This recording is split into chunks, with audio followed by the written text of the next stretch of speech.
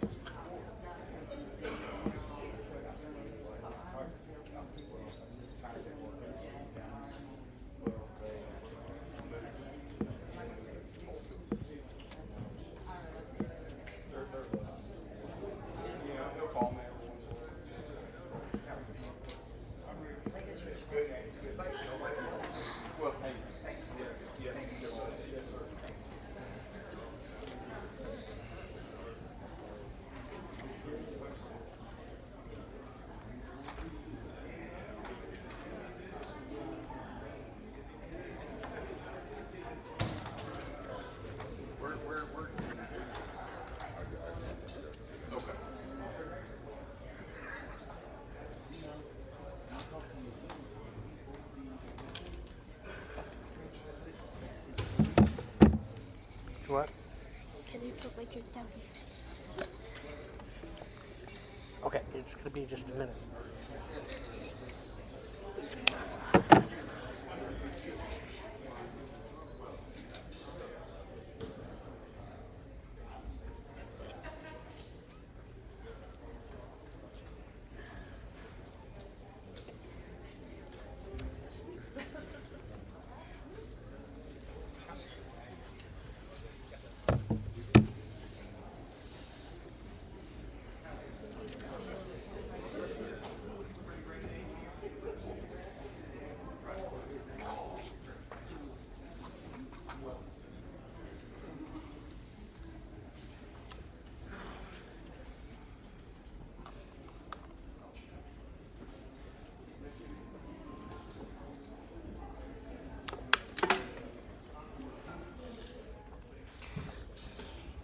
Dane, help me find that.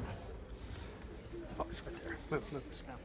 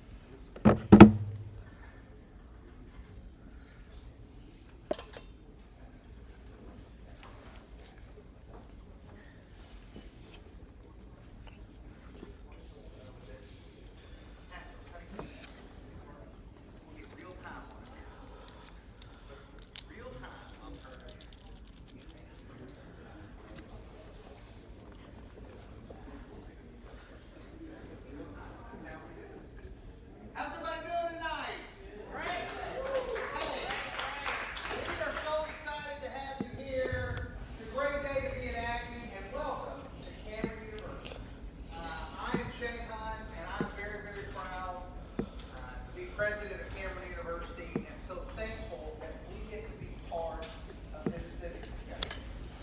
So one of the things that I will tell you, my wife is here, my mom is here. I grew up in Oklahoma. To see the excitement, to see the momentum, to see the energy of our Fort Sill, we just feel so blessed and thankful to be back home and to see where we're going. This election and every election is a very important thing because we decide as a community where we want to go and how we want to get there. And so we are thankful at Cameron to get to be a place to host this forum and to be part of that civic discussion that leads us forward. So please join me at the beginning and thank all of our candidates who are here on this stage.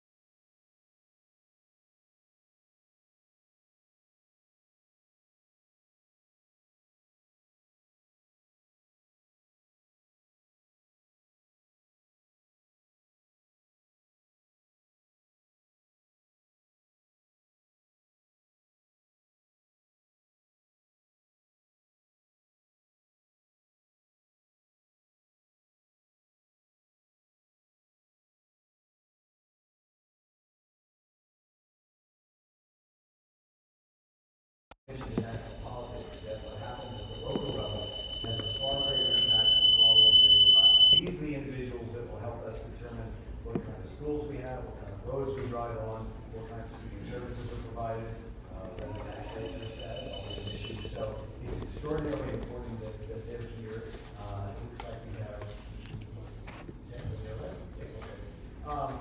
I'm going to talk a little bit about the format. I am one of your moderators. The other moderators right next to me, the wonderful Dr. Robert White from the Lawton Fort Sill Interdenominational Ministries Alliance. They're one of the sponsors of this event, along with Cameron University. We're going to let the candidates start out with a brief introduction, and then we're going to start answering the questions. And the questions, the audience doesn't get to ask them verbally. What you can do is you get one of these cards. If you don't have one, throw up a hand. We have helpers in the audience that will break them on. Write out your question, and then they will get delivered to Dr. White and myself. We will try to get to as many questions as we possible. It's almost certain we're going to get too many to get through all of them, but we will try. We may shorten the format of the question a little bit. We may combine a couple of questions if they're on similar topics, but we will try to get through everything we possibly can. Candidates are not, and for the rest of the rules, we'll let things over to Dr. White. The candidates, at no time, the candidates also, we allow the candidates to attack each other, respect each other. And so we want to emphasize that. If that occurred, we will probably ask you to conduct yourself in a manner, but we are here to represent the city of Hartford, and we want to treat everybody. We also want to talk a little bit about the timekeeping. We have our wonderful timekeeper right here. All the candidates can see him. So the way this is going to work is when we ask a question, we will announce a time limit. Every candidate will get the same amount of time. It's going to be short. When you see the yellow marker, it means you got 30 seconds left. When you see the red marker, you got to stop. Please don't go over time. There's so many candidates. We have a brief period of time to work through these issues, so let's all try and be concise as possible. I also want to mention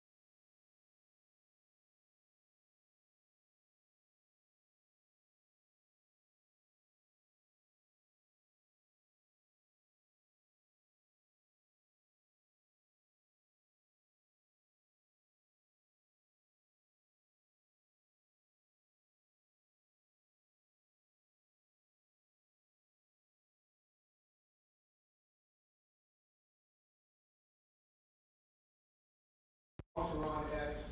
I'm an Army veteran, retired after 22 years of active military service, key deployments in there. After that time, my wife and I decided to grow roots here. I think we decided here. And we made that decision together. But no, we love it here. We have 4 kids. We have, I call it an adult child sitting here to help us with the campaign. We have 2 little ones at home, and we just dropped our daughter.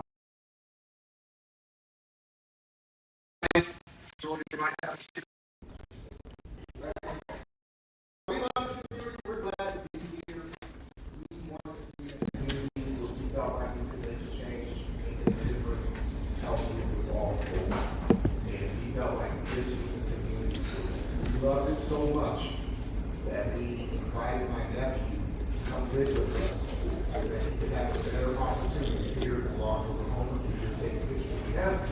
And we didn't stop there. We brought our sister, my sister-in-law. She came to move up here. And I thank for working on the rest of the family. That's how much we care about this community. Thank you. I want to point out that Mr. Kunkel wanted to be here, but he was unavoidably detained in traffic in Oklahoma City, so he will not be able to join us. Everyone else has joined us though, so welcome. If you came just after we started, that's fine. I just want to make sure all the newcomers know all the microphones are live. So you don't say anything under your breath unless you want us to hear it. Okay. Ms. Smith, you're next. 2 minutes.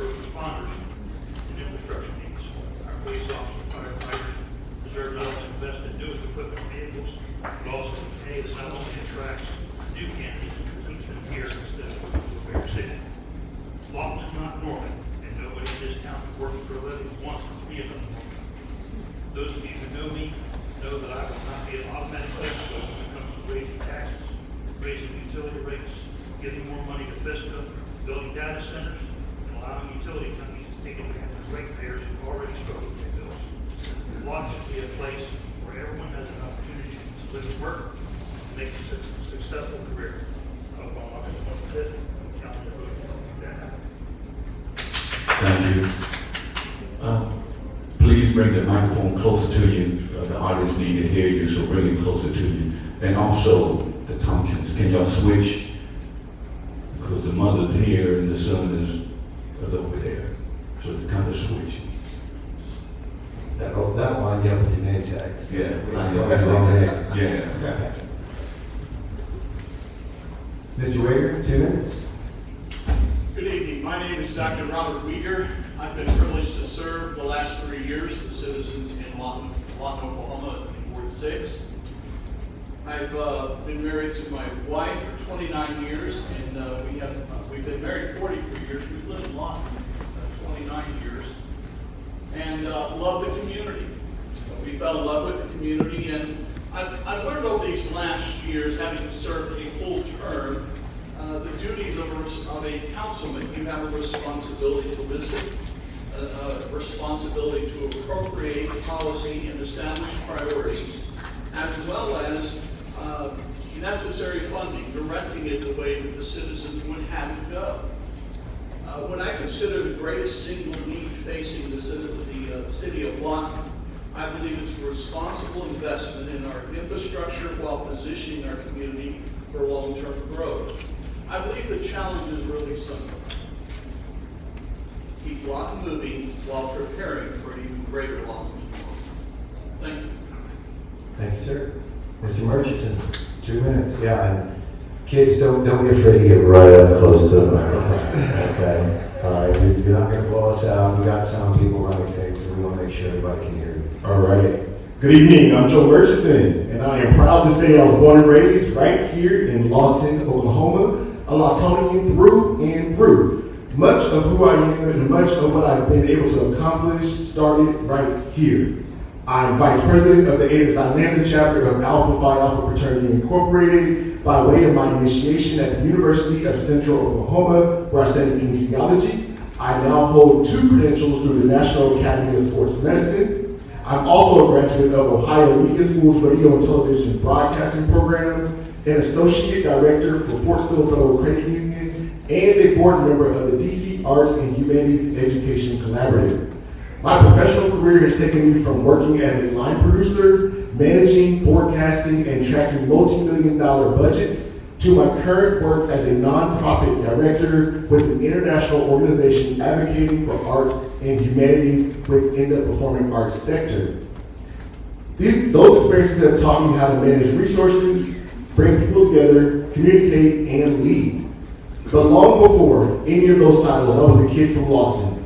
I was shaped by educators who challenged me, coaches who disciplined me, mentors who believed in me, and a community that poured into me before I fully understood the value of that investment. That's why I'm coming home and running for city council is personal for me. I consider this my thank you towards service, my opportunity to be a return on the investment of Lawton made in me. And that is the heart of a well-lived Lawton, investing in our young people through 580 Next, strengthening healthy neighborhoods, building a cleaner and more sustainable Lawton, and creating active, engaged communities. And most importantly, I know how to show up. I'm running because I know how to listen, how to manage, how to bring people together, and how to do work. The most important issue for me right now is the development of our young people. I'm Joe Murchison, candidate for Lawton City Council Ward 7. Thank you. Thank you. Ms. Tompkins, 2 minutes. Hello, my name is Crystal Tompkins. You're right next to it. Hello, my name is Crystal Tompkins, and this is my second time running. I've been in Lawton since the 90s. I went to school here. I graduated at this place here. And my reasoning for running is democracy is changing. What we knew back in the 80s and the 90s is changing. And our community can prepare for that through our city council. And that's what I'm like. Fight for our future, fight for the change, fight for our kids. There's an old saying, if you fail to plan, you plan to fail. So I have 5 kids out in this country. I want nothing but the best for them. And I want nothing but the best for all the children in this country. So, and I know it starts in our communities, and maybe we could be a leader in what rules and, when I say rules, I mean laws that we set forth if we are progressive. Thank you. Ms. Tompkins, 2 minutes. You want to stay there close. Hello, my name is Jonathan Tompkins. I was born and raised in Lawton, Oklahoma, and I graduated high school here. I graduated high school at Eisenhower. One of the main reasons why I wanted to run for Ward 7 Council was because mainly I'm a people's people, and I want our community to thrive in Lawton, Oklahoma. So one of the main ways I wanted to do that was mainly focus on homelessness and getting people more job opportunities so they could thrive in our community, because I want everybody in our community to succeed. And other than that, mainly was because sorry. One of the other reasons was because I feel like there's not too much to do in Lawton, Oklahoma, so I would like for the communities to be more active, and I would want to focus funding on more things to come to Lawton, Oklahoma. That's pretty much it. Thank you. Thank you, Mr. Malcolm. Ms. Valdez, 2 minutes. Hi, my name is Morgan Valdez. I was born and raised in Lawton. I have a husband and my daughter who is a youth here in Lawton, so Lawton is important to me and our youth. After high school graduation from Eisenhower, I went to the University of Oklahoma, where I got a degree in sociology, study of people. I knew from those first classes that I needed to be with people. After college, had my baby in Oklahoma City, decided I wanted to move back here because my family's here.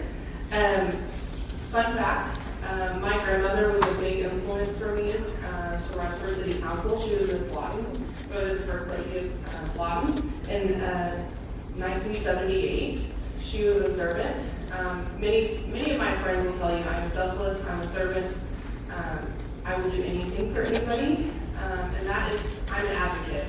I do have a background in sales and marketing, and so I have a very strategic mind.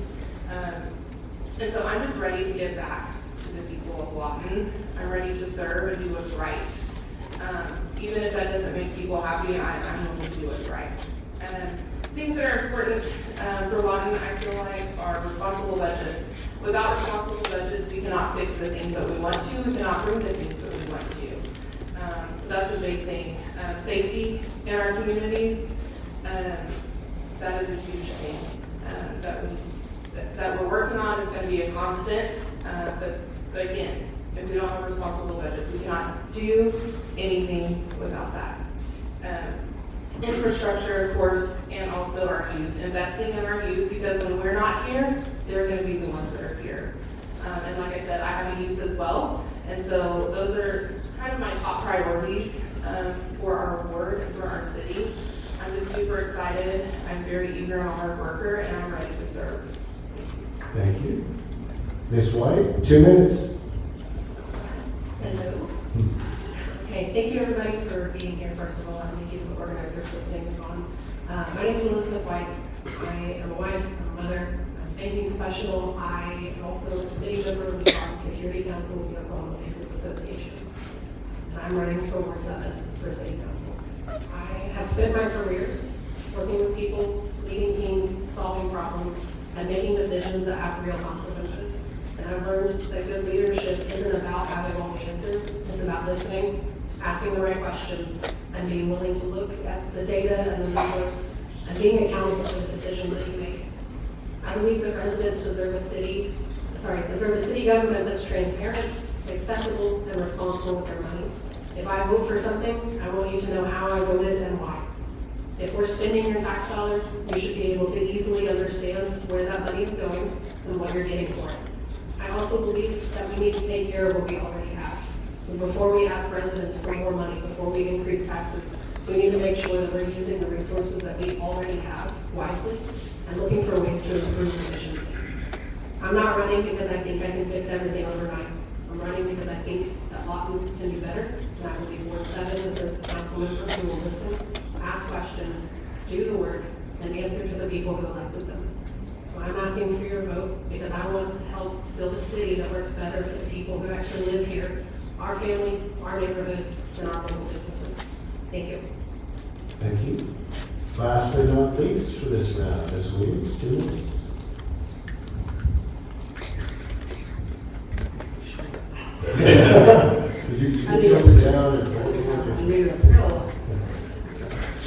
I'm Shirley Williams. I'm a Lawton native. I'm a retired lieutenant colonel, and I'm a combat veteran which served in Afghanistan and Qatar and Kuwait.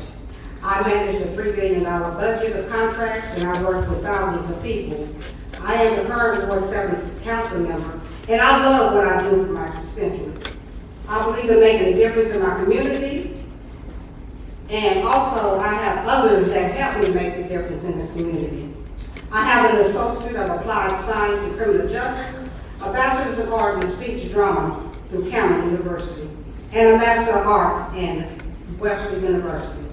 I have been trained and educated how to govern a city. My platform is to continue to improve infrastructure in Ward 7. Currently, we are having full depth rehabilitation with 30 lead up to 52nd and lead. And also Sheridan and lead up to past Bishop School is getting ready to have a full depth rehabilitation. I want to continue to beautify Ward 7 by painting homes, renovating the parks, and mowing the lawns. I want to provide more activities for our children.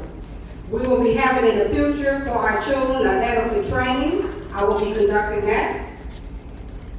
And also, for our youth, we currently have what you call the STEM program, which is technology, science, engineering, and math. And the most issue that I think that Lawton is facing at this particular time is poverty. Lawton is 21.1% higher than the national average, according to the U.S. Census. I ask that you re-elect me on August the 25th, 2026, as to continue to be the council person for Ward 7, so I can continue to move Ward 7 forward. Thank you. Thank you. We're gonna make the turn now. Dr. White's gonna take over, and before he does, I want to point out to you that for this next round, it's gonna be 1 minute for each answer. So be ready. All right, we're gonna start with Ms. Williams. Question: what are the top 3 budget priorities, and what will you reduce spending on if revenue decline?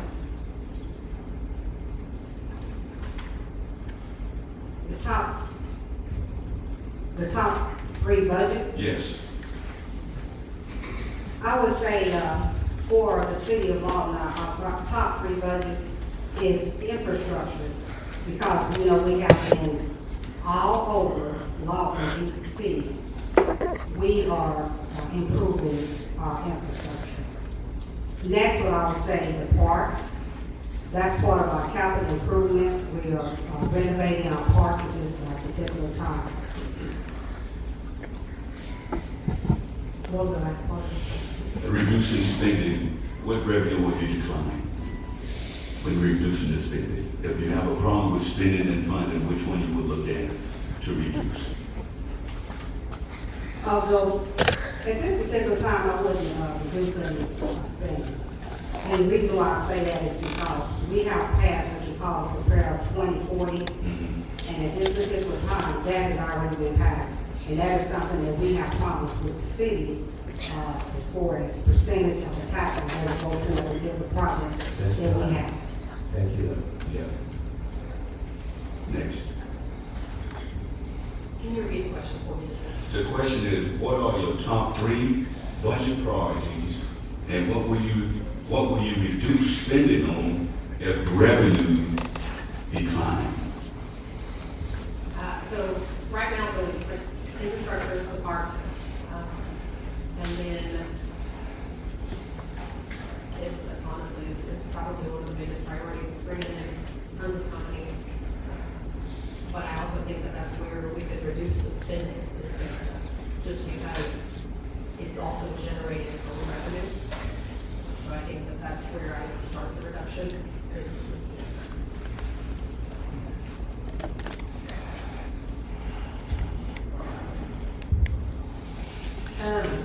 So I think, again, infrastructure is a big thing.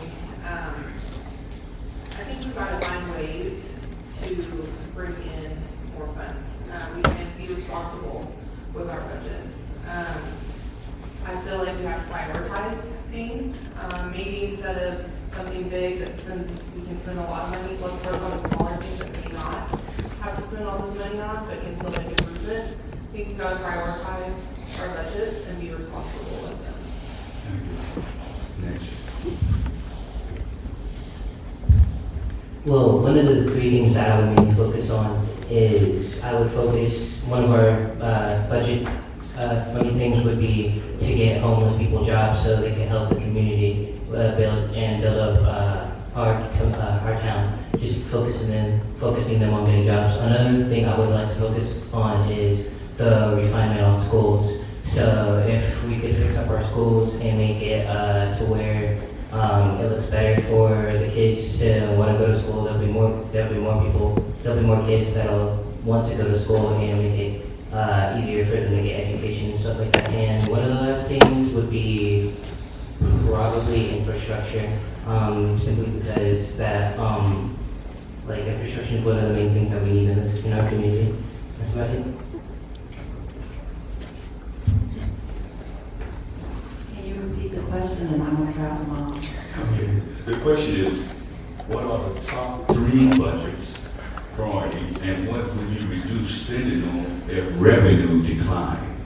Okay, first of all, I would want to look at everything and know how it impacts our community. What percentage of that budget is going to that particular, item. But off the top of my head, definitely infrastructure. Definitely the, homelessness situation. I'm a firm believer in, I'm a believer that we are as strong as our community's members. So if we can get everybody pulled in and feeling like a community, we can get more stuff done. But I need to look at the budget, where it's going, how it impacts, how much, what percent of it's going where, and but top is definitely infrastructure, homelessness, and jobs. All right. For me, I would like to invest more into our young people. That's a priority for me, budget-wise. Also, we want to continue and increase public safety within the budget. And I would like to see more resources for small businesses, in particular to Ward 7. And one area I would like to see a decrease in or less spending is anything that directly affects the people, which is any increases in taxes for our utilities. Yes, looking at the 3 items that I would look at for budgeting first, I would go with economic development, because ultimately you're going to bring those jobs in, it's going to raise up income levels of the citizens that you're trying to assist. I would also look at the development, continued development of the infrastructures, because you want the roads, the water, the transportation needs to be taken care of in order to meet the daily needs of the people, as well as the lifestyle or the quality of life overall. I would look for areas of efficiency in the event of shortfall or shortcoming of income. I would begin probably with personnel. Thank you. Next. The way I look at it, first, Can you put my mic close to you? top 3 spending priorities I see that we face, public safety, not only police, firefighters, fire department, like I said before, equipment, training, the number of officers we have on the street, firefighters, they deserve pay, they need to stay competitive statewide. Infrastructure, roads, water lines, sewage, and better education that would attract more businesses to come to Lawton. Not just defense contractors that require a 6-year degree or they have to farm out labor. Jobs that anybody here in Lawton could apply for and have a career in. And what I would consider reducing spending on being subsidies for businesses that are right here. Just remember 1 minute, please. Ms. Smith. It's stop spending money we don't have. Let's take a break and reevaluate and look at what we need. Right now, we need to clean our city. If we clean our city, more businesses will look at us. We need to train our Lawtonians for these jobs that are.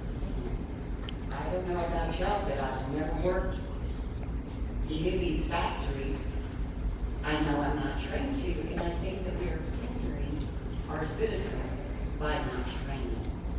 More police, more fire, more training. And I'm watching my little card over there, so please see me afterwards for more.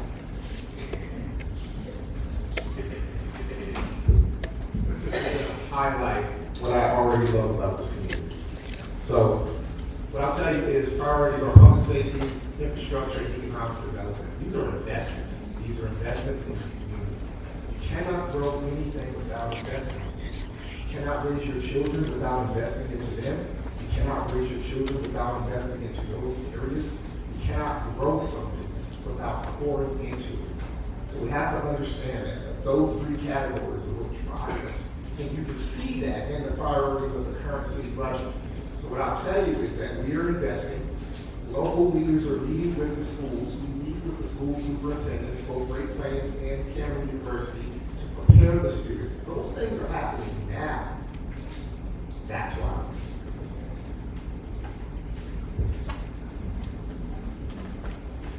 Well, I guess I sit too close to the tower on that. The city council meeting. That's the same thing. Virtually the same thing. What are you looking at my house? But infrastructure, you just got to continue with that. There was such a void there for such a long time. Things weren't done above the ground and below the ground as well. Economic development, we've got to be able to do that. We've got to continue doing that. And first responders, the gentleman down mentioned that, and that equates to safety. We've got to have that too. As far as what we do, starting to cut things, I guess you can look at attrition perhaps within the city when people leave and are getting replaced. Or I'm not sure a whole lot of areas, but the best thing to do is grow the economy and grow the city. Thank you. Like most candidates say, public safety and the infrastructure, such as the sidewalks, roads. Also, I see if I can work with trying to get trade schools in to help with like carpentry, welding, and all stuff to help with connecting with both city and the public, such as auto shop, carpentry, engineering, so we can have better educated individuals who can do hands-on training. And to reduce, if need, there's several vacant lots that the city owns. If we need to sell them to cover expenditures, so be it. And that's all I have. All right, thank you. We're going to stick with you. Here's the next question on economic development. I think we all mentioned it before. What specific action will you take to attract new employment to Lawton? What specific action you take to attract new employment to the city of Lawton? We'll start with Mr. That's you, Mr. Crier.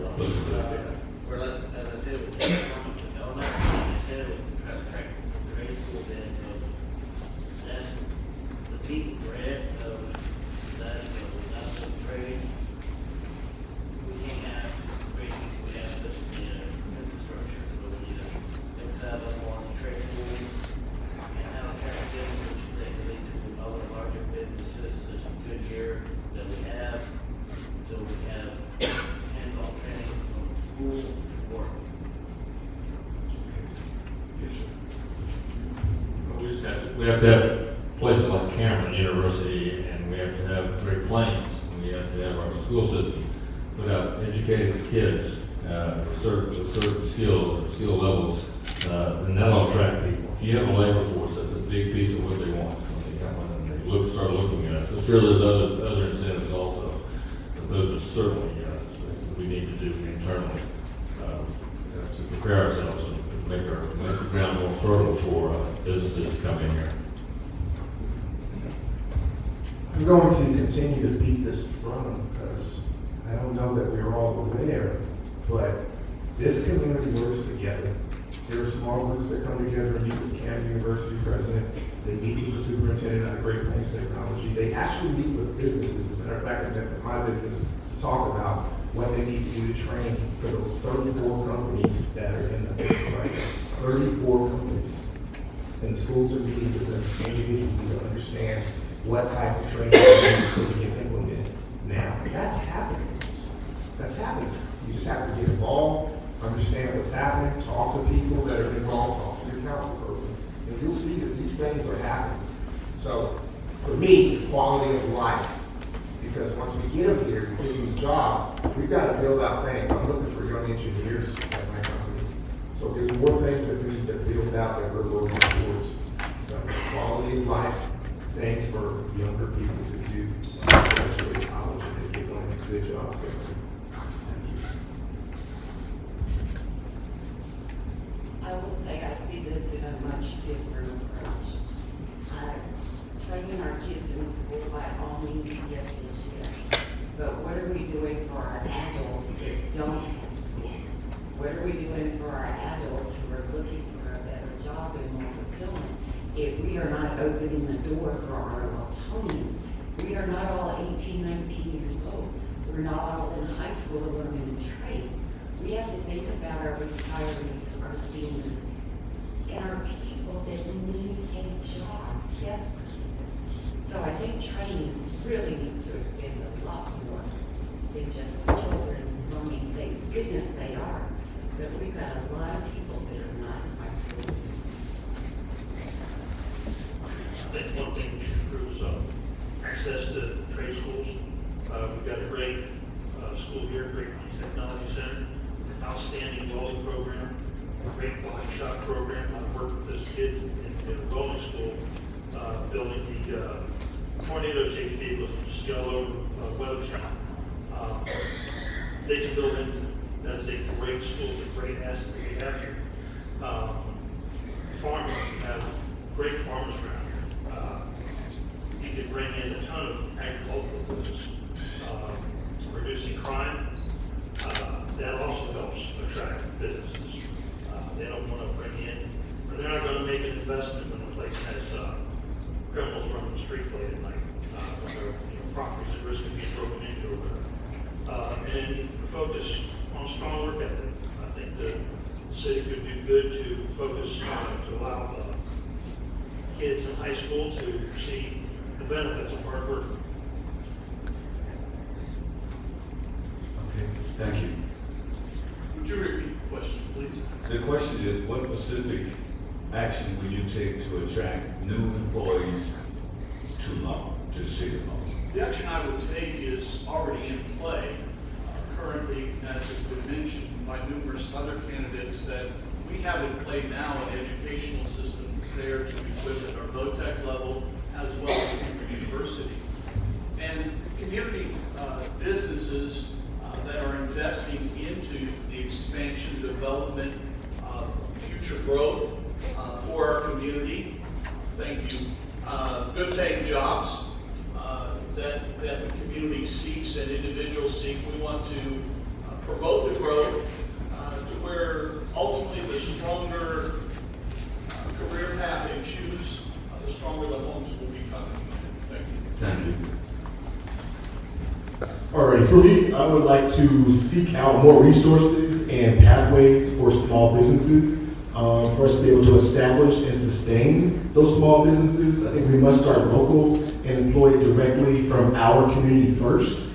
Secondly, we have to put focus on tourism so folks will actually see the great possibilities of this area.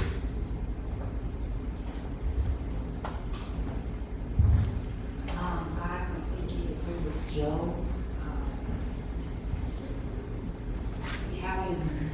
Investing in smaller businesses gives us a voice.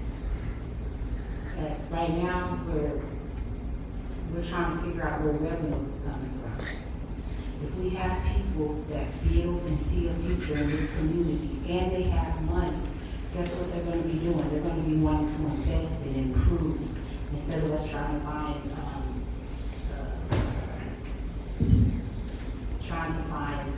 grants. So I agree with Joe as far as with the invest in small businesses. Give incentives as if you're from Lawton and you live in Lawton, give incentives from our tax money for staying here and growing. And I feel that it will help us build a stronger community. So I actually have a question about the question. Is the question to bring people to Lawton, or is it to keep people on Lawton? It's to bring employers. Would that Is to bring. to bring people to Lawton? Well, one of the main things I would focus on is for sure businesses, because to bring like people to Lawton, they're gonna have to have an incentive to come here, and promoting business, like having their business in Lawton, would increase not only extra companies and more just things to do in Lawton. It would also increase like people coming from all over and give them the incentive to come here. Another thing that I would focus on is just freshening up the education system, because if we do that, it gives families another reason to come to Lawton, Oklahoma to live here, so their children can get better education and stuff like that. And that's one of the two main things I would focus on.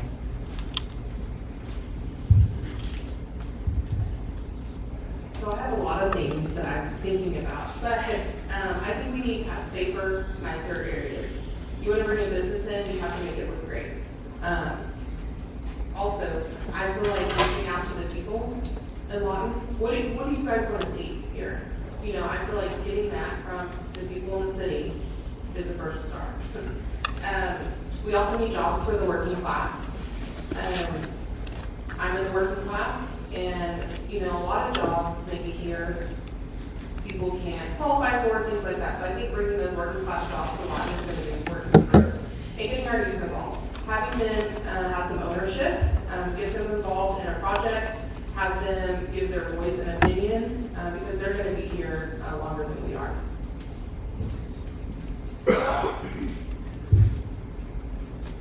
So I think bringing businesses in to Lawton, first and foremost, we have to focus on the quality of life.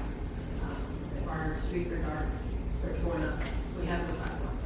I think that's gonna need to be a priority, because no business wants to come if their employees aren't safe, if they don't feel safe in their life.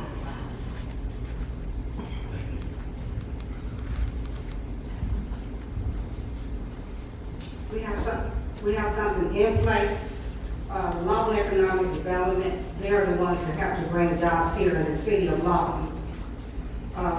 We need to continue beautification. Beautification helps reduce crimes in your neighborhood, and particularly in Ward 7 has one of the lowest crime rates. Particularly right now in the Lawton View area, it is being revitalized, and so when you have a more clean and more beautiful area, like I say, that helps reduce crime. Also, we continue to improve on the infrastructure. When you continue to improve on infrastructure, that saves on the cost of maintenance of vehicles. It also helps you be able to get to your job faster. So you're going to work, you're making money. And also, we need to improve our education. All right, thank you. So sticking about moving, housing, and we've addressed that, so I want to just recover that. What is your plan to increase affordable housing while protecting existing neighborhoods? Ms. Williams. What is your plan to increase affordable housing while protecting existing neighborhoods? At this particular time in the Lawton View area, there are duplexes and there's tiny homes that are being built affordable housing at this particular time. Also, in order to protect the other houses that's within that area, what I have already been doing, we have been doing, the capitalist behavior, we have been painting the older homes. When you paint your homes, it gives a return investment overall value of 1%, 2%, up to 5% overall value in that particular home. Also, it helps saves against structure damage. So that is one of the things that we are already doing in the Lawton View area. Thank you. I think that we need to reevaluate how we're using some of the grant funds. We need to prioritize rehabilitation over demolition. There's some homes that have been demolished that I don't know needed to be, as far as being a danger to those around them. And I think by rehabilitating those homes, we can list them cheaper than new construction. Thank you. I think it's important to make those homes that we already have here better. It's easier to do that than have an empty lot and have a new builder come in. So I think that's important. Also, in the city and other cities, they have, we have tons of schools that are empty. Why not let's redo those and make them nice, affordable housing for people? I think that's just a vision that I've seen work in other cities. Instead of having an abandoned building in the neighborhood, make those schools into affordable housing.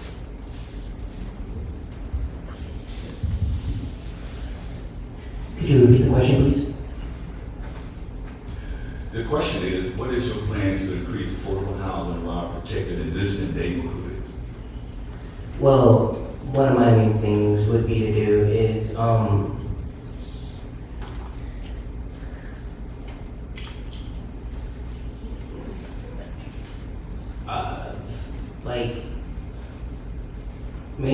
mainly with freshening up things that haven't been sold, the houses that haven't been sold, so it looks more claimable to the people, and just having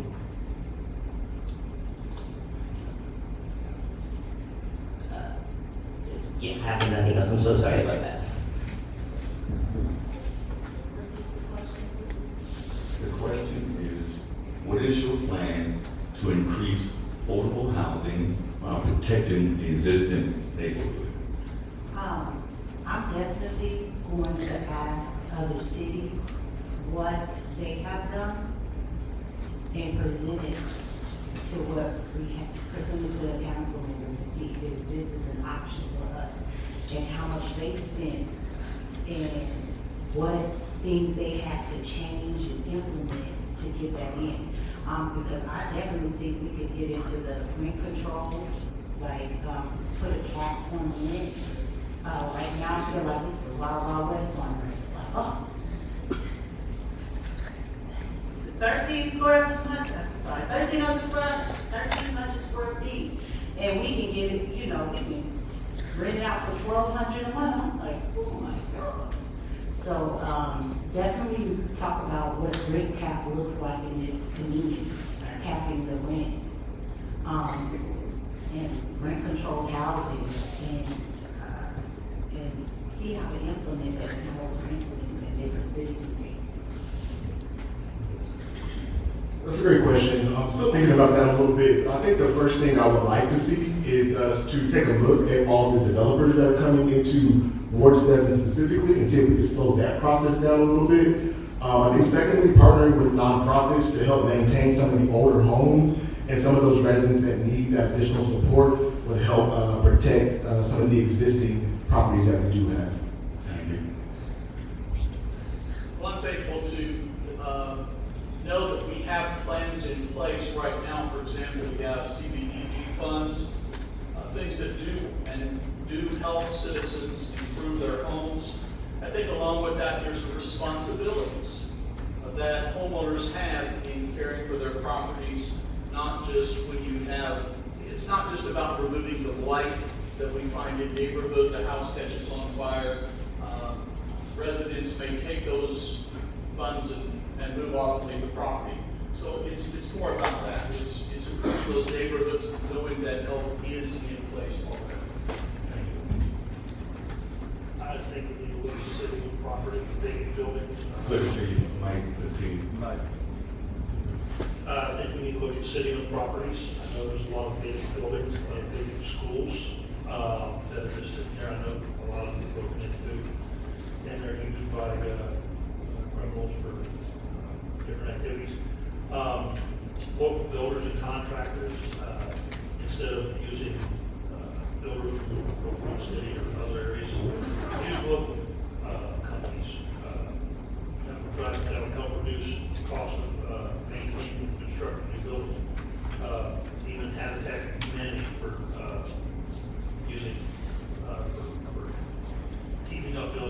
already in existence, and possibly some property tax breaks or reductions for those properties. Thank you. I am the kind of person that when I see that there is a question that's going to be presented, I'm going to do my best to check on it. So today, I had the privilege of meeting with the Lawton Board of Realtors, and I asked them the same question, what do you think we could do? And the first thing they said is, we've got to clean this city. And I just kind of looked at it, I said, well, that's kind of my platform right now, is clean the city and help our fire and our police department. That even with villages, it's very hard to get somebody to move in the neighborhood. It's desperately needs work. The challenge that we have is that this market is very attractive for outside investors, people from other states. They can buy multiple homes at a very cheap price that they otherwise could not do in their home states. But guess what? They're not from here. So they don't care about our neighborhoods. And so they let these houses get run down. Some of them become slumlords, quite frankly. And so what we do as a city is we hold them accountable. When there are code violations, we put that pressure on them so that we can push them out of our community. Because they don't care the same way that we do. They just don't. The other thing that we're going to do, or that we are doing, is finding unique ways to encourage investors. We need investors that live here and care about the community. And there's a couple I can think of off the top of my head to build new on some of these empty lots. And you can see that happen if you drive through some of the neighborhoods and you really look. It might not be happening at the pace that we would love to see, but it's happening. It's progress.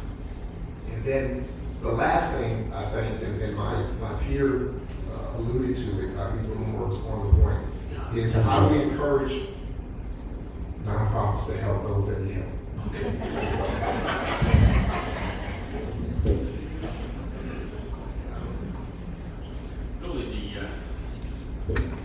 Really, the question had to do with new houses, didn't it? So the question has to deal with, what we, know how the affordable housing market protect an existing neighborhood. Existing neighborhood. Well, first thing I think you need to do, and it talks about it in the Lawton Town project, be sure that we have proper infrastructure there, dealing with water and electricity, so the builder can come in there and he's not having to wait, he or she is not having to wait month after month to get started. And at the same time, we need to increase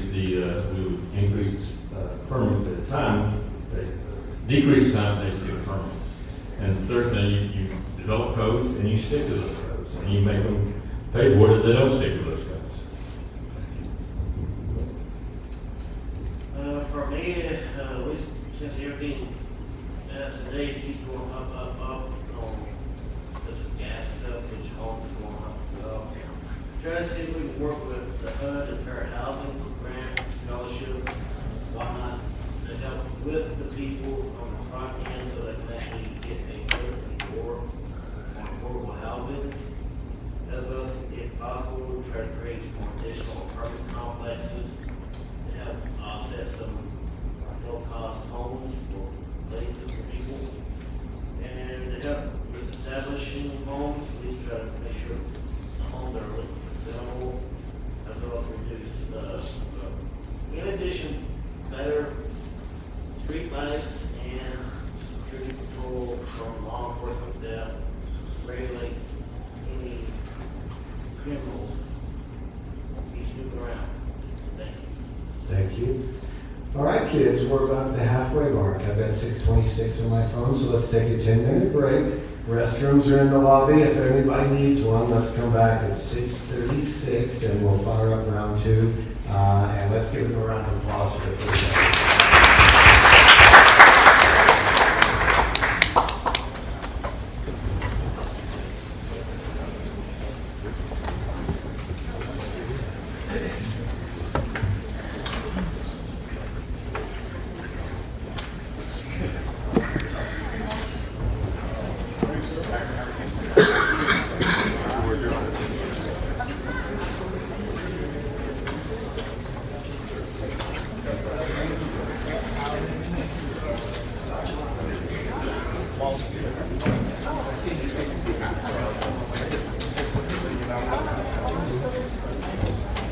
Okay.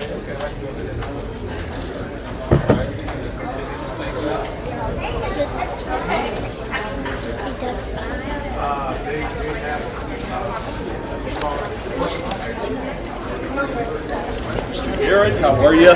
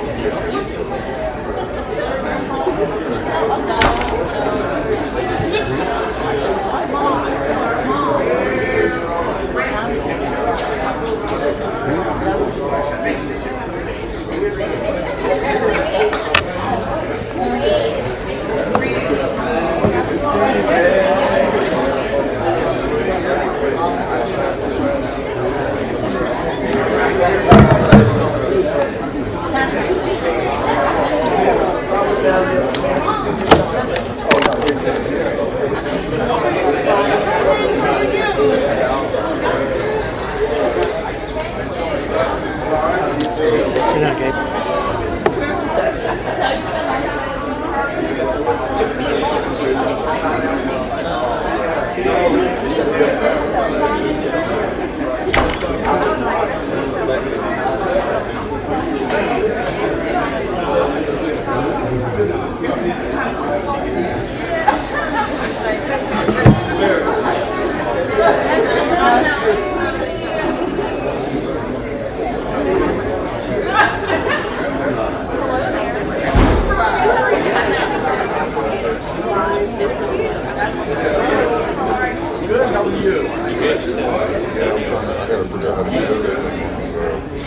I did everything I could.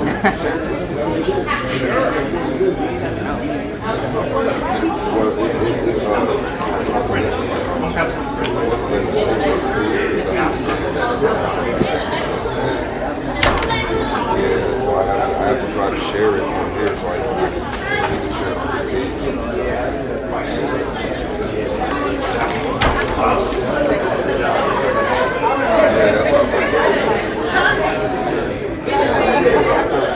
That's what I'm trying to send it to you right now, but I'll figure it out.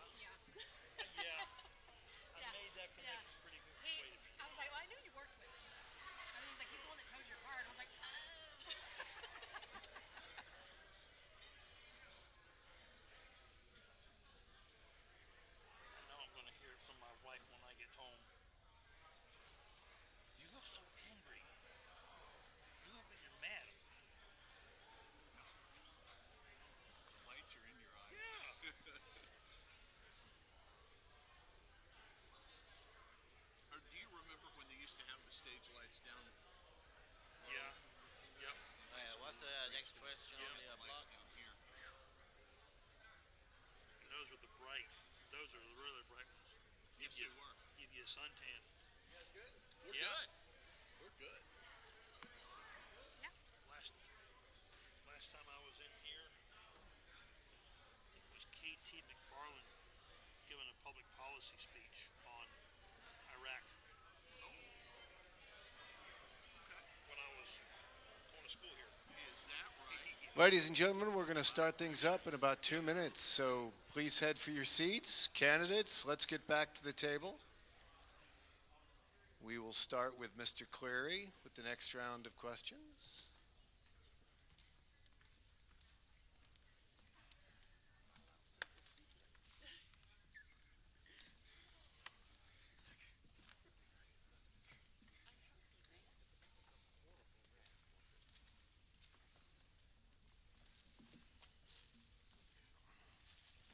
Before we get started, just a quick announcement.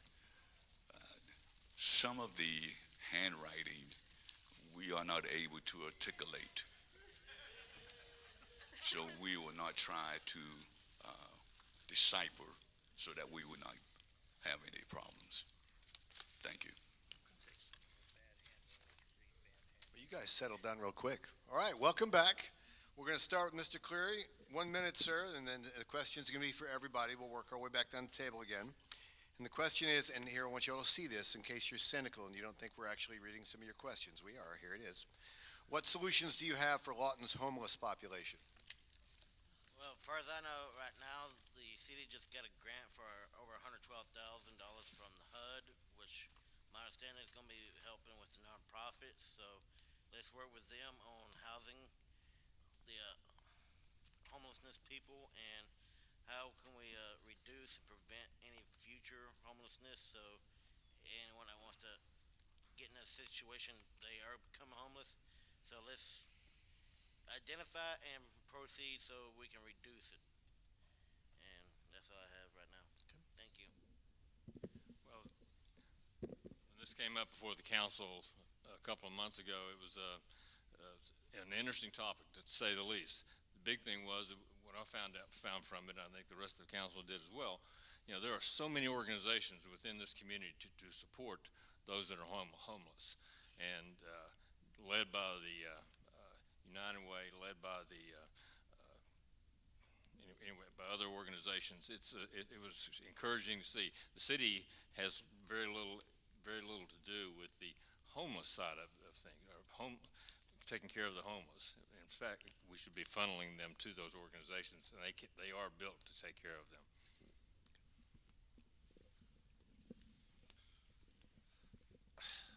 Unfortunately, this is one of those extremely complex problems that there is no one solution for. What I'm proud about our community is, regardless of differences of opinions on how to go about it, you did see the city come together and rally behind an effort to try to address it. And I think it's that kind of community focus where all of us care and we enable the nonprofits and bring them together so that we create synergy for them to address the issue. It's a long-term issue, but the resources are here and the people that care are right here.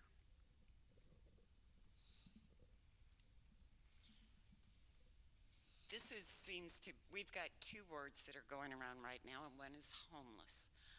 The homeless population, this is something that will never be cured. Some people prefer to live in the streets.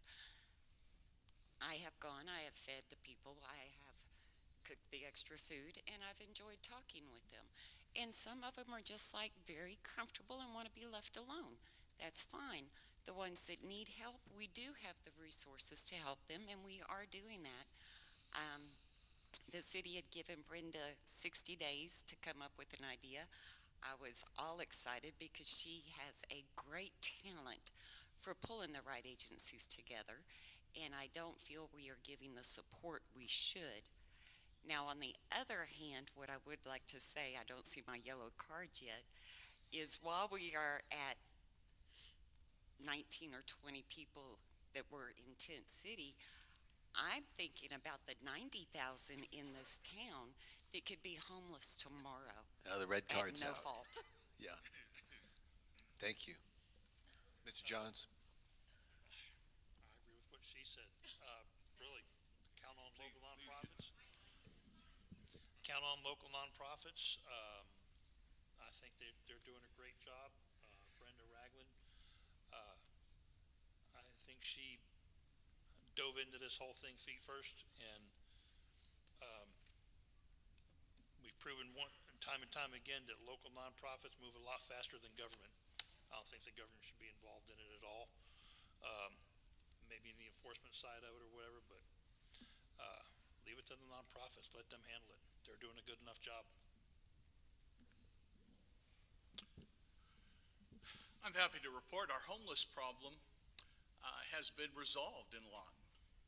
We have worked with the Salvation Army. We have had nonprofits work together. Those that had alcohol problems, drug addict problems, those that wanted to return home to their families received a bus ticket and went home. They have been dealt with. You have high and low barriers, and low barrier homelessness is what we've dealt with, and it has been dealt with. Thank you. Alrighty. In many ways, homelessness is a systemic issue. When you think about the minimum wage in particular, just doing the math, day to day, it's hard to survive just off the basic minimum wage that we have right now in Oklahoma. So we have to educate our residents on state questions, reiterate, and then also stay compassionate, knowing that the majority of us, many of us, are just one paycheck away.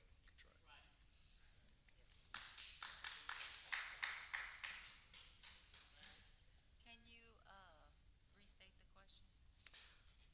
What solutions do you have for Lawton's homeless population?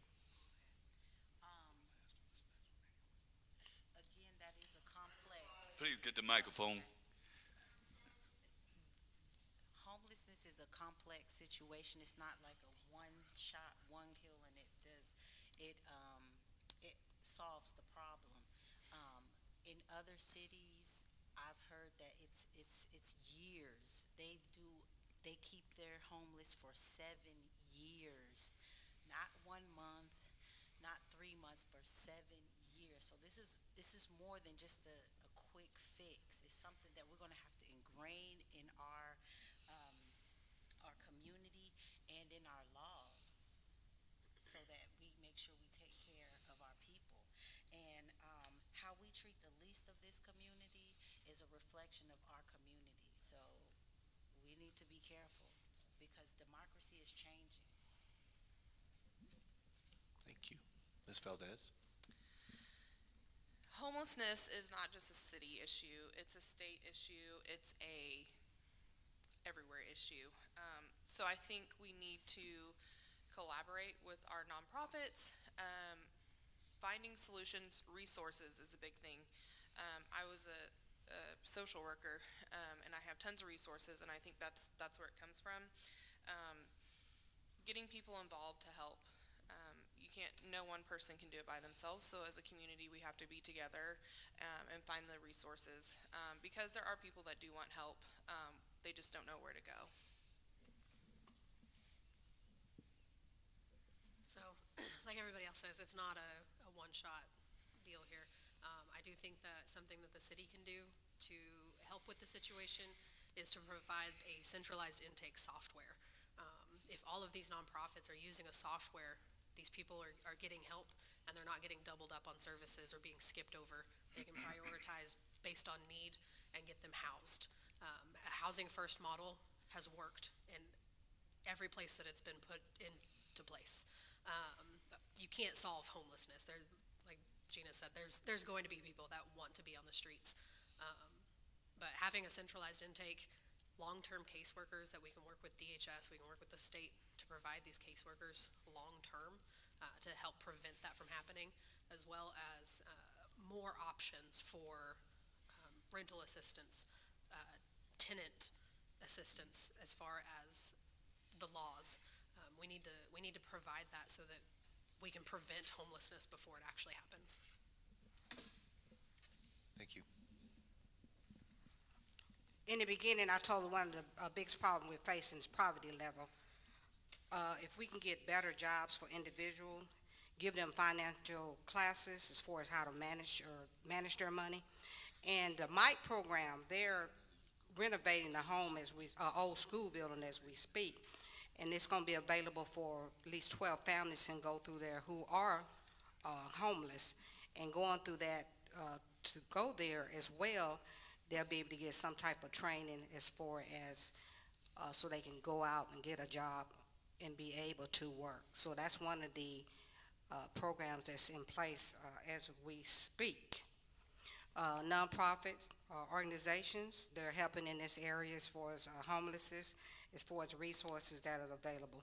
And most of all, individuals have to make up in their mind that I'm not going to be homeless. I'm going to get out of this situation, and I'm going to ask somebody to help me get out of this situation. So it's the individual also that make up their mind. Thank you. Ms. Williams, you get the next one. We'll send it back the other way. The next question is, what steps can the city council take to help improve public education?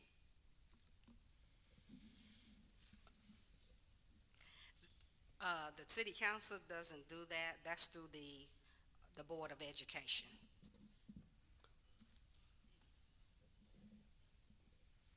So the city council doesn't do that, but we can initiate programs, we can suggest things, we can encourage some of the nonprofits, we can, I mean, VISTA, honestly, is a big part of it. They've got the STEM programs, encouraging those collaborations between the public schools and the STEM programs that are happening at VISTA, which are great. My kids have gone to the STEM programs and they loved it.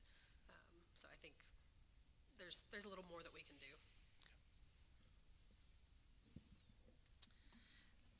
We all know that the city council cannot do a lot, but I think we can collaborate with our school system to find options to help. Like I said, our youth is important, so I feel like working with our school system is a big thing. Getting groups together of youth in our school systems to be a voice, be on a committee, to come up with ideas and things like that. So I think there's other ways we can work with our school systems, not directly, but indirectly, and collaborate.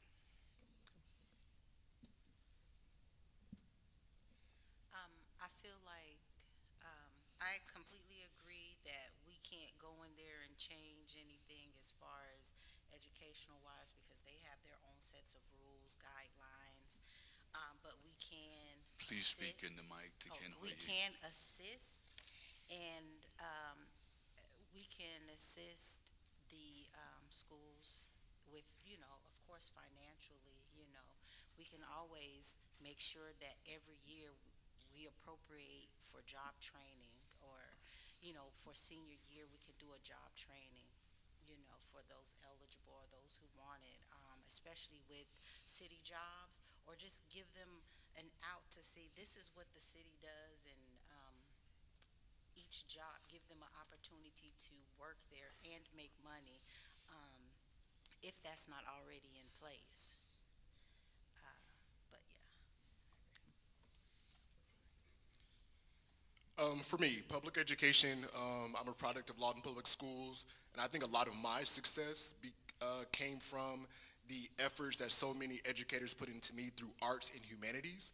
So I think I would love to start there and get our young people back active with arts and humanities. Too often those are the curriculums that get cut first, and have a variety of programming. This past spring I was able to bring the USA Track and Field and the Hershey Company to Lawton, Oklahoma for a day of fun, collaboration for our young people. We brought together about 500 students at Lincoln Elementary and Comanche Academy. So we just have to have a little effort and care about our young people. That's how we improve the public education here. I serve on the YFAC committee for the city of Lawton, one of the committees that I serve on, and it deals specifically with helping young people avoid gangs and other activities that would get them into trouble with the law. And of course that works in connection with the public schools. LPS has an arm in that, as well as other nonprofit organizations. Those things are very important. The council's position, however, is not directly education. That's the NEA. Our position is public safety, and that is the priority and should remain the priority so that we can move on keeping the children safe as they learn and increase and develop in their education. I think the city could focus or promote rather the benefits of graduating high school, staying in school, getting that degree or diploma rather. I know it's not going to be popular, but less focus on athletics. Not everyone's going to get a college scholarship for football or basketball or baseball. Promote strong work ethic. If they learn the value of hard work at an early age when they're in school, that's going to carry over when they're an adult. And then promote trade school versus college education. There's a lot of options out there. A long time ago, it seems like now, I have been very involved with the schools. I was actually the president of the PTA at Pat Henry. So I think the things that I enjoyed the most is when we would let people come in that the children would find some interest in. We have groups that would come in and teach our young men how to tie a tie. Or we have groups that would take the girls and say, look, this is how we do things. Right now, you need to realize the schools are on lockdown. It's not that we can go in and mentor our children anymore. So this is a bigger issue than just saying how can city council and how can we do it. This is an issue of safety with our children. But I do believe we need to get the things back for our children. We took out music, we took out dance, we took out a lot of things. And if our children had a hobby, such as music, do it. The city council is not directly responsible for education, but this community is an ecosystem. And it's about the relationships that we have amongst the entities that grow this community and that shape our kids. And you see that happening from the council now.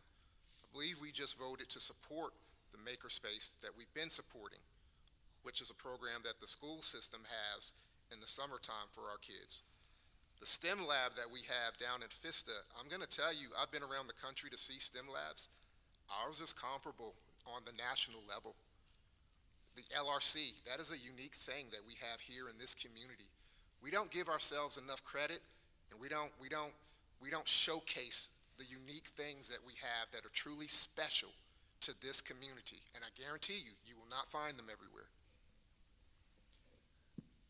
Well, we certainly can't do the educational part ourselves.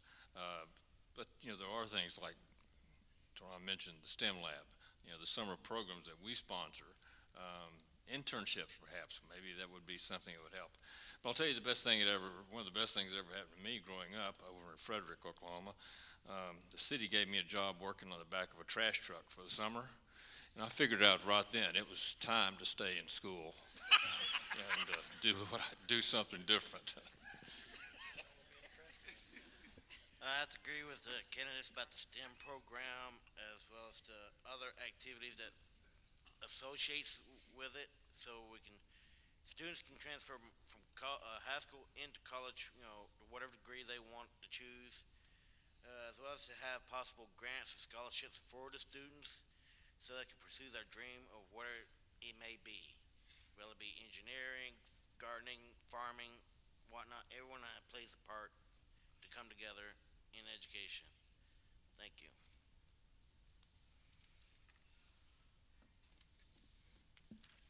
I agree with the councilman. I had a job on the trash truck also. It made me change my mind quick.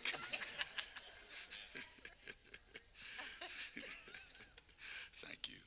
Quality of life. We've been talking about that. And so the question, I'm going to start at my left to right, is what can the city do to encourage younger families in reaching graduate to stay in Lawton? Mr. Cleary, that's you. Quality of life before people stay in Lawton. Yes. Besides better jobs, better streets, council people who actually listen to their constituents, have to say about that. Is to improve life together as whole. Thank you. Well, you start with safe neighborhoods, and you start with also you start with dealing with the image that we have, and which is I didn't mention in the opening remarks, but which is really bothersome. The image that we have shown in the past. I don't think it's there the same as it was, but we haven't publicized that very well. So you have to have a place that looks good to the family, it is safe for the kids, and it's safe for the families as well. I'm very proud that Elmer Thomas Park, the Aquatic Center, the McMahon Auditorium, all recently remodeled is in our ward. That's very exciting. I'm happy to say that in speaking with with Larry Parks and the team, that we are getting in the neighborhoods and redoing those parks. There'll be a ribbon cutting Monday, as a matter of fact. I'll tell you what the challenge is. The challenge when it comes to quality of life is those kids, as I talked about earlier, that graduate out of school and us having things for them to do, because that's going to require investors to see that opportunity here. And I think that we're on glide path for that. We're starting to see some of that. We certainly see it when Best Buy came in, and there are other ideas that are floating around on how do we entice those investors to invest in Lawton for some more activities that are more centered on the younger adults. Yeah, that's what I'll call them, the younger adults. So we have things to do. I was always told there's nothing to do here in Lawton. Not true. Plenty of things here to do.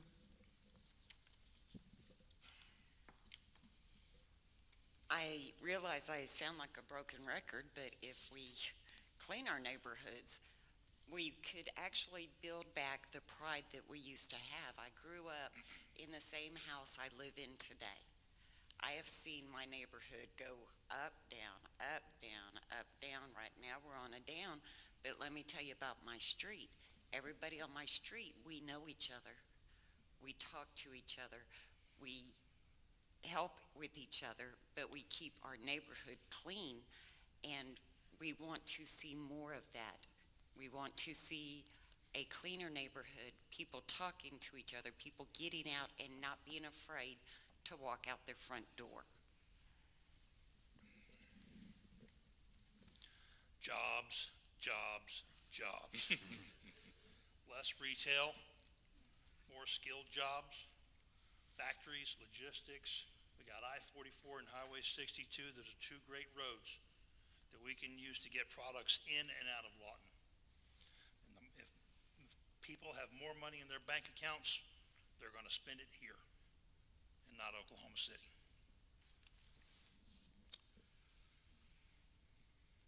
Safe neighborhoods, dependable streets, clean public spaces, good parks. We're seeing a lot of those renovated, reliable utilities, economic opportunities, pride in our community. All of these things will improve the quality of life. And it'll make Lawton more than just a place to live. It's a place where people want to stay and thrive as a community. And children will grow up and raise their families here as well. Thank you. All right, this isn't a difficult question. I think everyone knows that we have to have higher paying jobs, especially jobs that were promised to be here in Lawton to begin with. We have to make Lawton way more attractive. We have to increase our tourism somehow. And my lived experience when I was much younger, the city used to really rally around athletics. So I think that is important. Let's bring up and build up our athletic programs again, bring folks into the city, and that's how you get economic development. Repeat the question.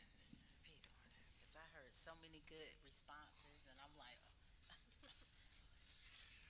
So what can the city do to encourage young families and recent graduates to stay in Lawton?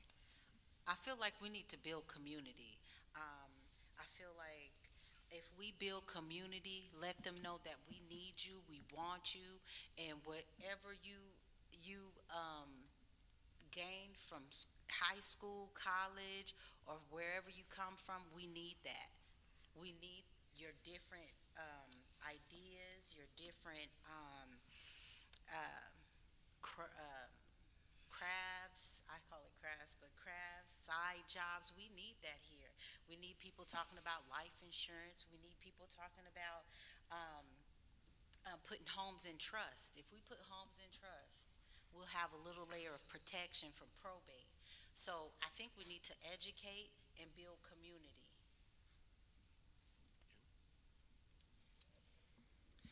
I just want to say thank you for redoing my grandmother's park, and I'm really excited about that on Monday. There are still so many parks. I'm just going to tell you what people are telling me at doors because I am listening, and that's what's important. You know, incentives for businesses to stay here. I think we have to have something to give to these businesses that are here because we do want them. Working class jobs. I'm a working class person, and I think we need more jobs here for working class. Things to do in Lawton for our youth that are safe. There's tons of things to do here. Yes. Are they safe? Not entirely. So I think that's a big thing for our youth. That's what I've been hearing from parents who have children. And so I just think there's so many great things that we can do that we are doing now but can improve on in the future.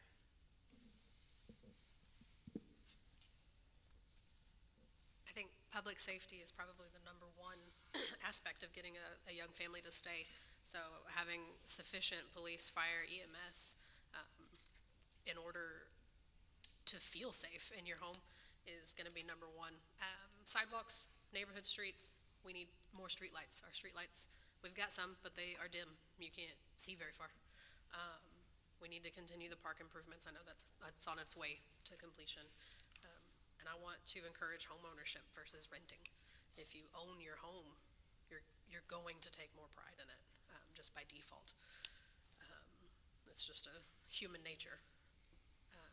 One thing that I want to see as a young family is a concert venue. I want to see an actual concert venue that will bring in large names. Wichita Falls has Kay Yeager. Obviously, we don't need a Paycom Center, but OKC has a Paycom Center. So if you want to see a big name, you have to go one of two places, and it's not here.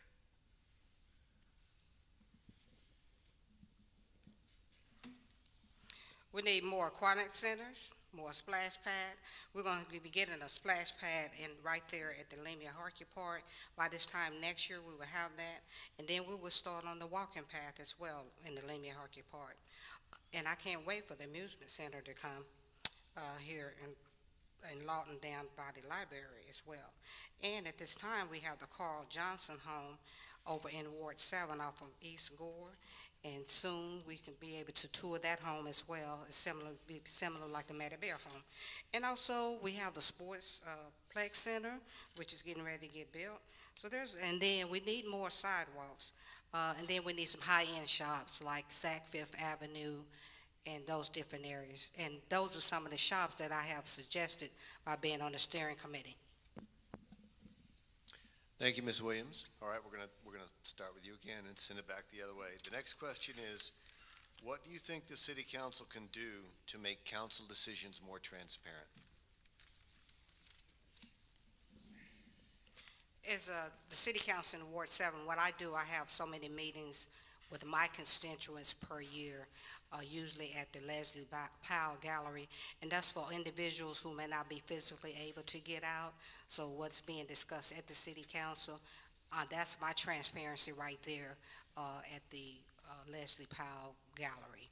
So that's how me as a city council person communicate with my constituents.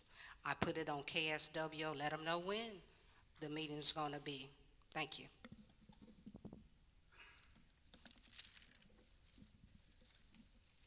So a lot of people don't have a ride. They don't have a way to get somewhere. We'll do Zoom town halls. You know, I'll send out a link. We'll post it on KSWO. And we can have a digital town hall and have video. And you can ask your questions that way. That also helps with working class families. If they're at work, they can take a little break and ask their question and get right back to work. And then I would publish my votes and explain them. I'm not going to make you sift through minutes and agendas.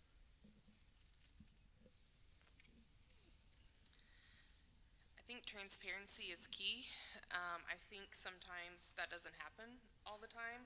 I think being available, making your people important, talking to them, asking what's important.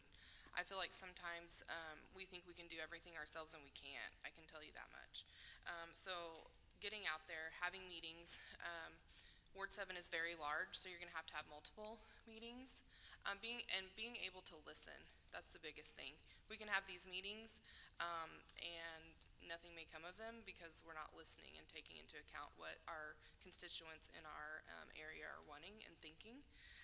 And so being accessible through emails, phone, I'm willing to do that because I'm working for the people.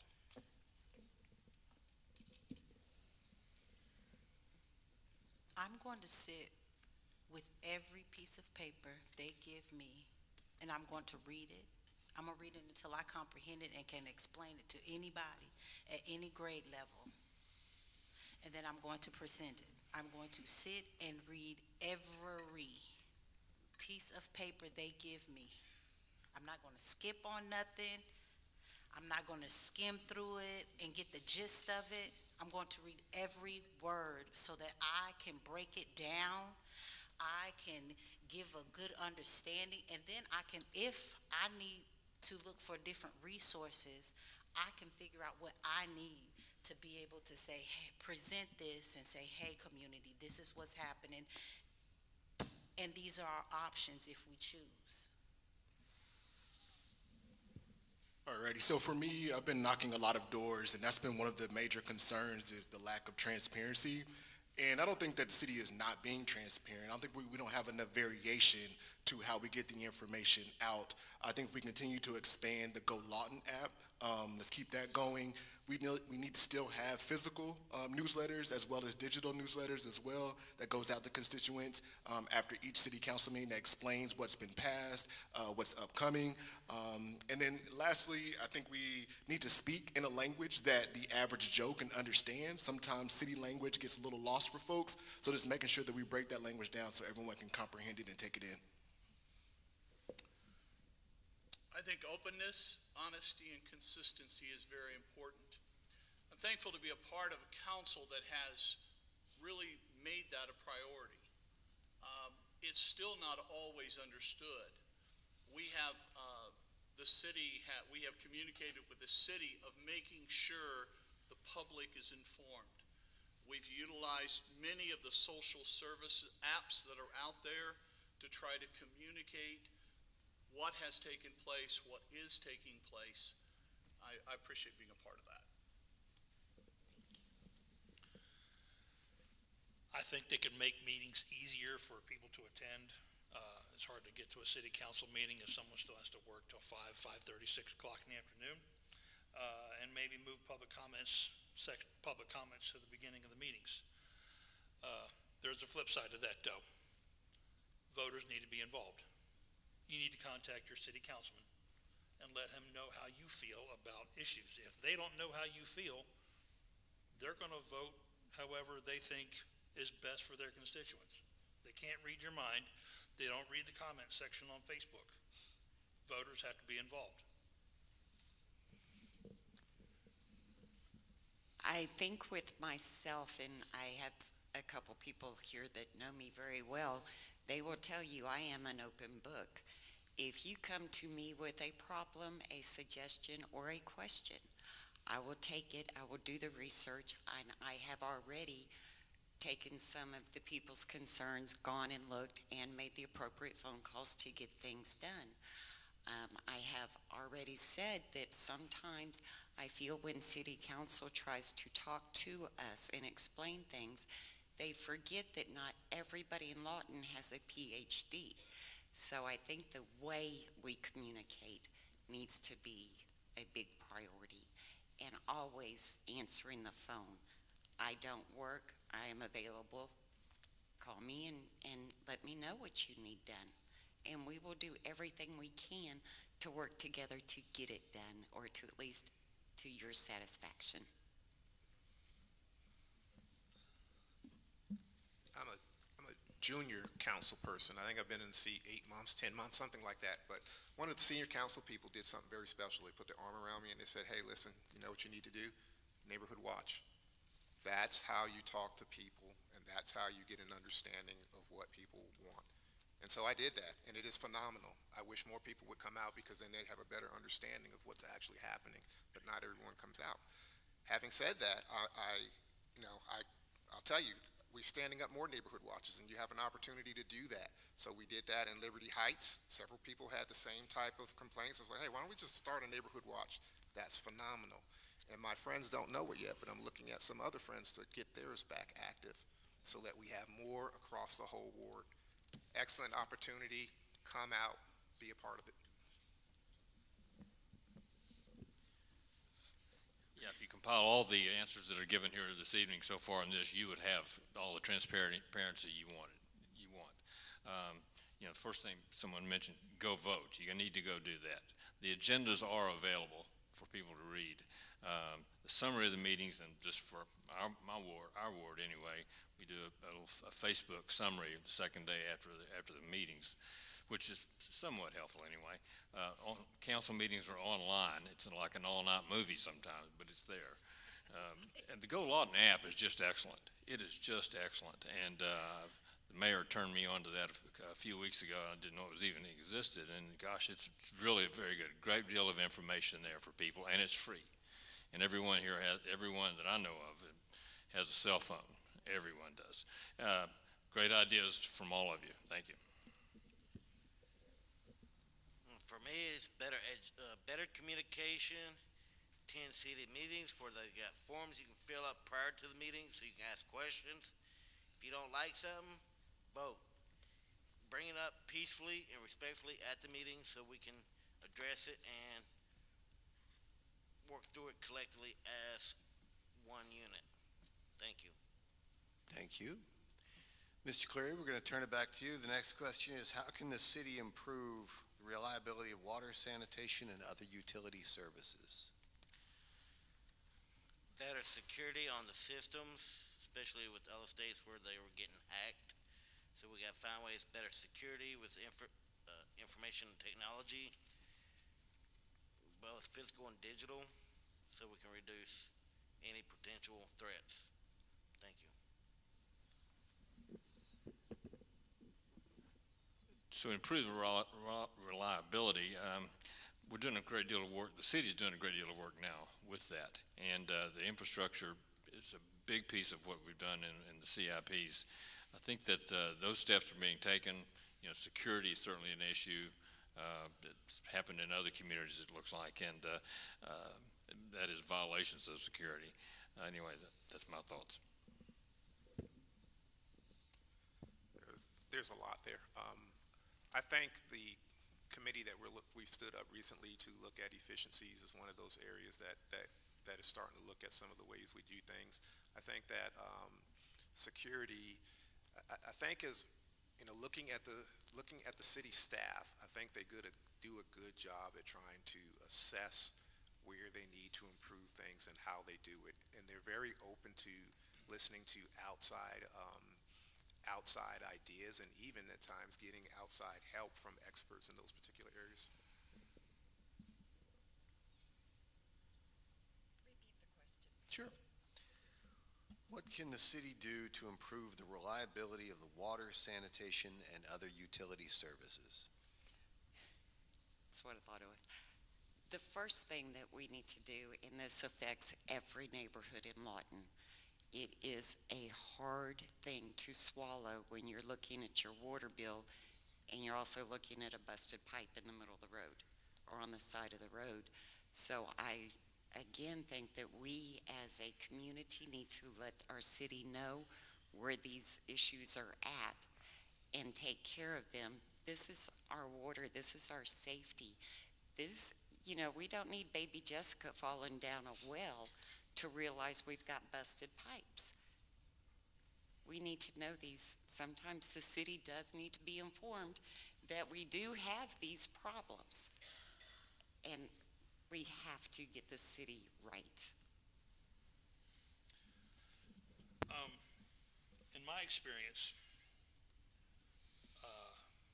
I think the city acts pretty quick when we have a broken water line, broken sewer line. They act pretty quick. There was a situation on Gore Boulevard where the road buckled, and the city was out there pretty quick to get it fixed. The problem lies with public utilities, gas, electric, internet. Internet's the worst. When your internet goes down, how many days are you down? Are you without internet? At least one or two. So I don't know how the city can address that when it's a private entity that owns those lines, but I think that's where the focus needs to be.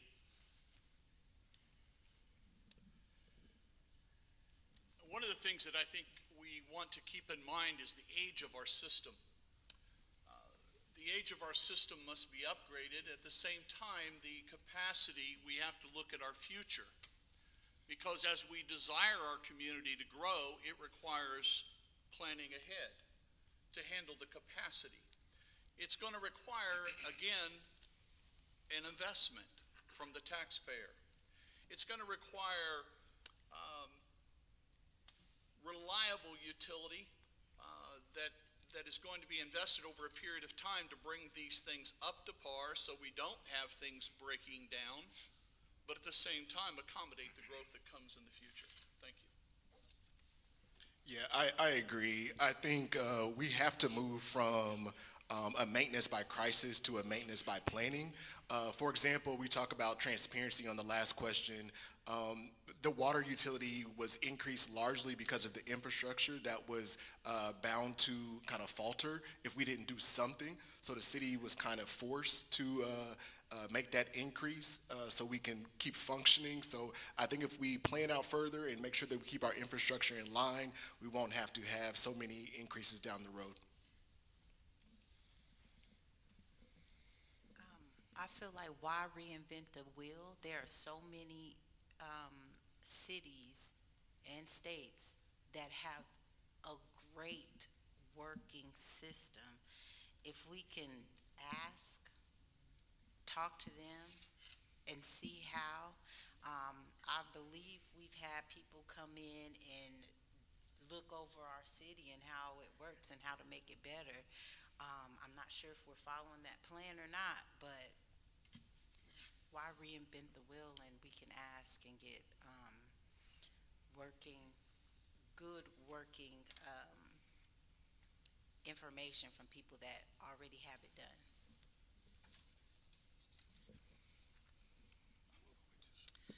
So as we know, these things don't happen overnight. I feel like our job is to fix and maintain. I feel like this should have been worked on a long time ago instead of reactive, and we got to be proactive. I've talked to other cities actually, and we have to have responsible budgets to fix anything so that our taxpayers are not the ones footing the bill. We have to have responsible budgets to fix the things that we want. So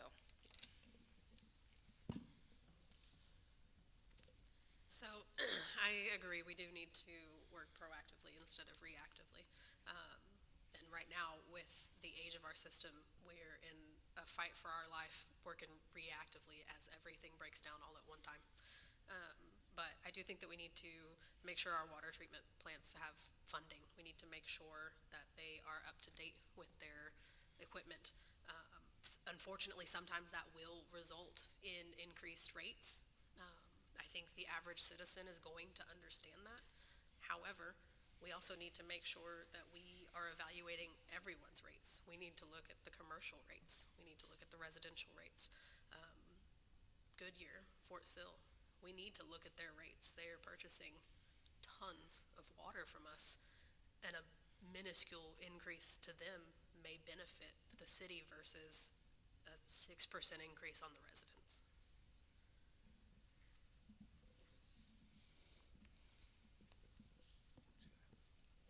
The city is currently replacing sewer lines as well as the water lines. I get phone calls when hydrants are leaking. I drive through my neighborhoods of Ward 7 to see what is going on. And I reported to the city manager, and the reason for that is to help save on the water usage. I was just across town last week when I was campaigning and saw a hydrant leaking over there. So those are different things that I do as a city council person. If you're talking about other utilities, electrical, as far as you need to call PSO if you see any electrical lines hanging, because the city is responsible for the water and not the electrical. Thank you. We're going to stick with you, Ms. Williams. If elected, what measurable accomplishment do you hope resident will point to at your end of your term? Say that one time, please. If elected, re-elected, what measurable accomplishment do you hope residents in your ward will point to you at the end of your term? Right now, what my constituents have told me, they said I have worked very hard within the last 2 years. And they are so happy how the different neighborhoods are coming up to par as far as beautification. They are happy about the parks that's been renovated. They're happy about how the neighbors within their neighborhood are coming together and that they are getting to know each other. I work very hard as far as in my area. I make sure that the infrastructure have been improved. Just over there by the old Southwestern Hospital in the area behind it. When I was campaigning in 2023, I told the gentleman, I said, I'm going to try my best to make sure that this is being repaired, in which it is at this particular time. 38th and Lee up to 52nd, that was one of the areas also, and that is being repaired at this particular time. Also Sheridan Lee. Thank you. I hope that they measure it in happiness. I want them to be happy with the council, with me. I want them to see that I am accessible, that I will respond to them, that I will take their concerns seriously. And I just want to improve the overall quality of life in all of Ward 7 and not just one specific neighborhood.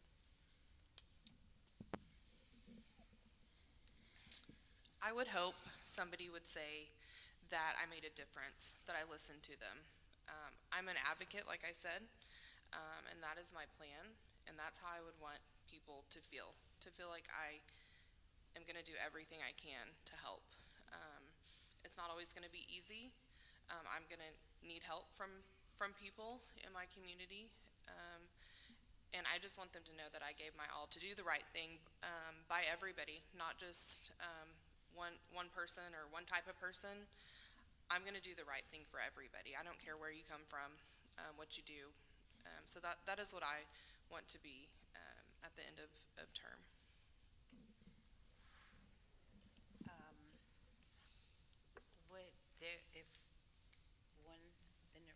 When or if I get elected, they're going to be like Miss Tompkins wrote and try to get laws passed. I'm going to try to write as many as I can to improve the city, to get us ahead of things and not just trying to figure out how to fix fires. And building community. We got to get together.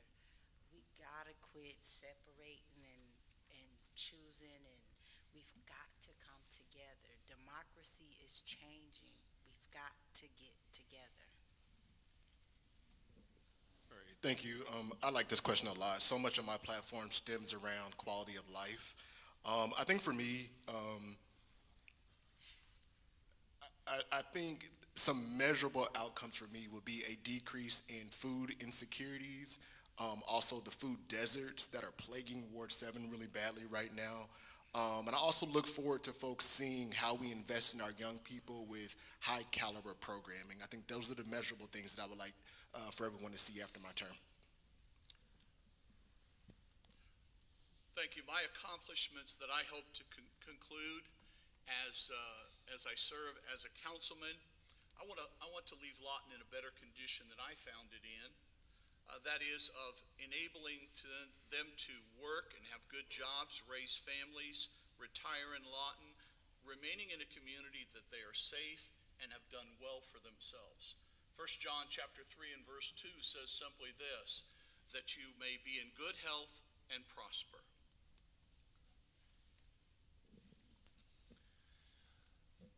If elected, I would like to be remembered for increased public safety, bringing more police officers, more firefighters to Lawton, and maybe even a second police precinct on 82nd Street. I think that I would like for people to say, she's small, but she's mighty. I would also like to say that I'm a team player, and I really believe with Ward 2, and it's not an if, I will be there for Ward 2, and I want to be the team player, because team player to Ward 2 means together everyone achieves more. That's what I would like. Public service, I think it's the standard, it's just the baseline standard that you're responsive to constituents. You're there, you're a sounding board, you're listening, and you're trying to address whatever concerns they have. Like, that's the baseline.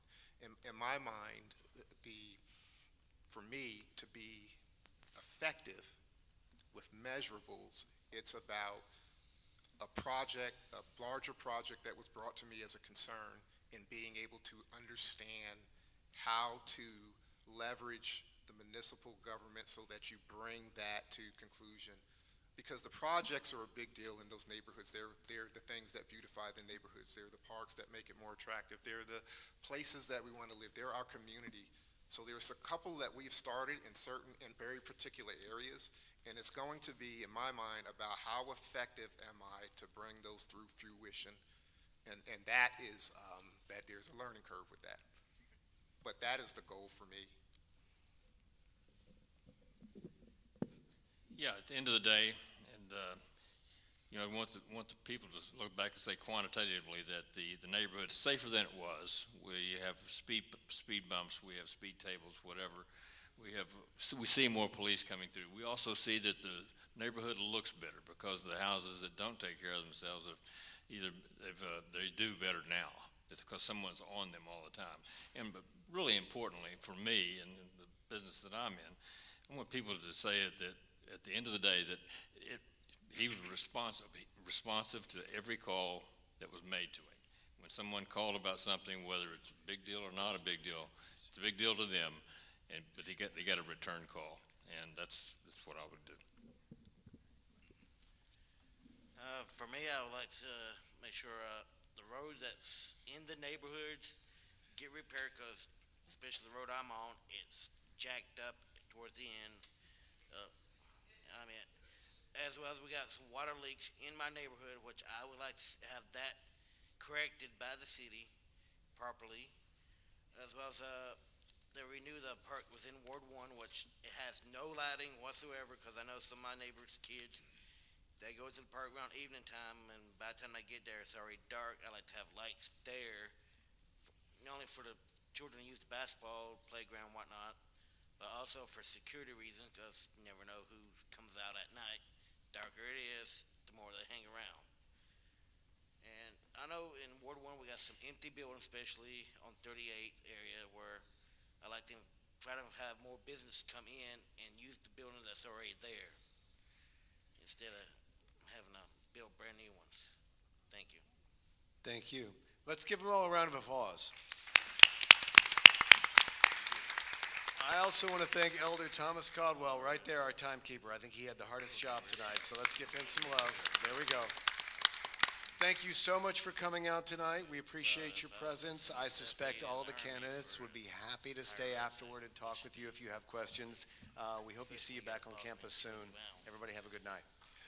And just one question, I will say to the city council, I don't know if you know it or not, but I'm a veteran, and I track where veterans live because I'm part of that committee. the city of Lawton is in the top 10 for veterans to retire. And that's because of the work that you are doing as councilwomen and councilmen. So I want you to thank you for making quality of life better for us. It's amazing. I got friends that left Lawton and went other places, and they're back in Lawton because of the quality of life. So I just want to give you a thank you for that, and may God bless you and watch over you, and let's have a good community.